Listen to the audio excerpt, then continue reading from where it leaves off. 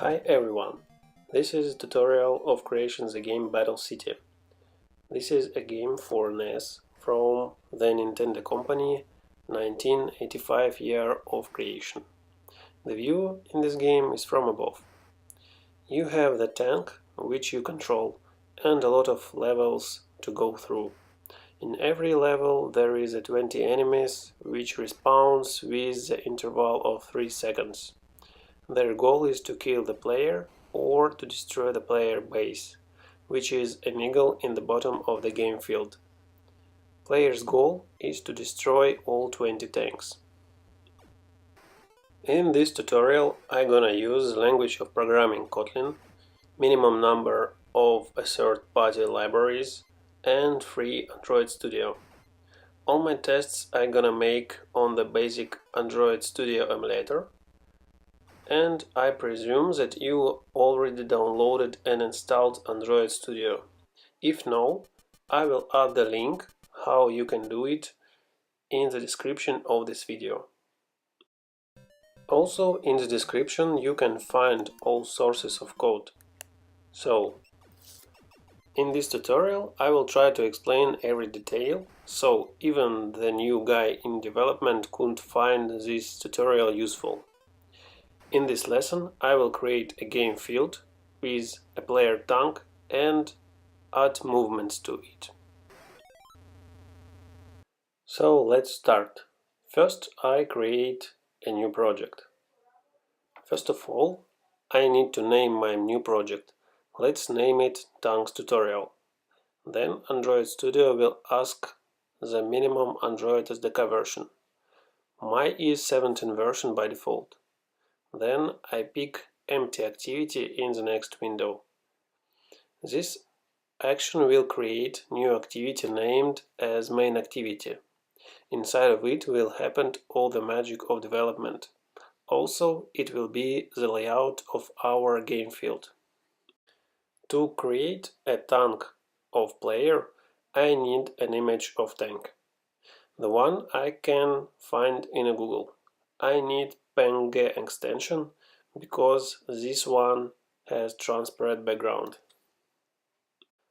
To use downloaded image in Android Studio is pretty convenient. I just need to drag and drop downloaded image in the Android resource package in the folder drawable. To use this image inside of the game, I need to create image view. This is a class of Android SDK. All we need to know right now is that it always uses to show static images in applications. All views and layouts has to have width and height. Also, to make it show the proper image, we have an attribute src. There I'll put our downloaded image. To control our image view further, I need to add specific ID. That will help to find this view on the layout. Now I want to add some movements to our tank.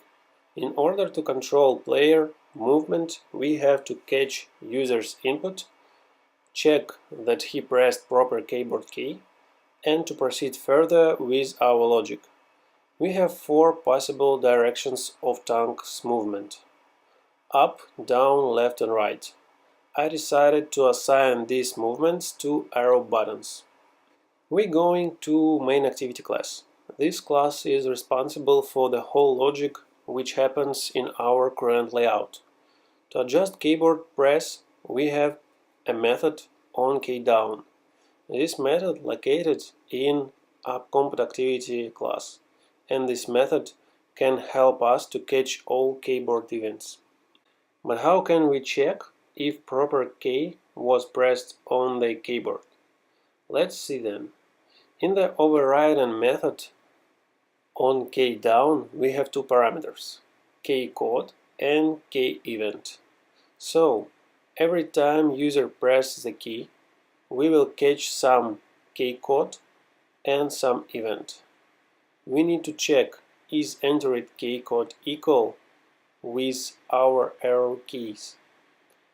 In order to do this, we can open the class keyEvent. In Mac, it is command plus left mouse click. In Windows, it is Ctrl plus left mouse click. Inside of class keyEvent, we can find a lot of constants. Let's find the proper ones. Scroll down or use search and try to find the word left.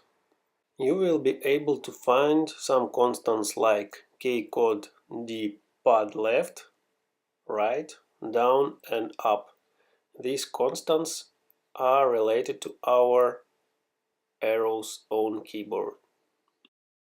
To check if the keycode is from which we need, we will use when construction. In the clause, we will put our keycode, and in statements we'll check if past keycode is one of ours. If constant is read, just press Alt Enter or Command Enter on MacBook and constant will be imported automatically in your main activity class. So what should happen on press arrow button? We should change direction of our tank and change its coordinates in the game field. In order to do this, we have the attribute rotation for every view on the layout. So 0 degrees will be up direction, 90 degrees right, 180 down, and 270 left.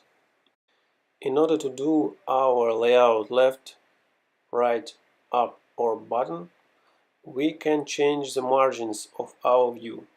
So to move tank up, we need to reduce top margins at 50 pixels. To move tank bottom, we need to increase top margin. To move tank right, we need to increase left margin. To move tank left, we need to reduce left margin. That's it. Now we can rotate and move our tank. But we also need to update layout. In order to do this, we have a method request layout, which can be invoked on every view to update its attributes.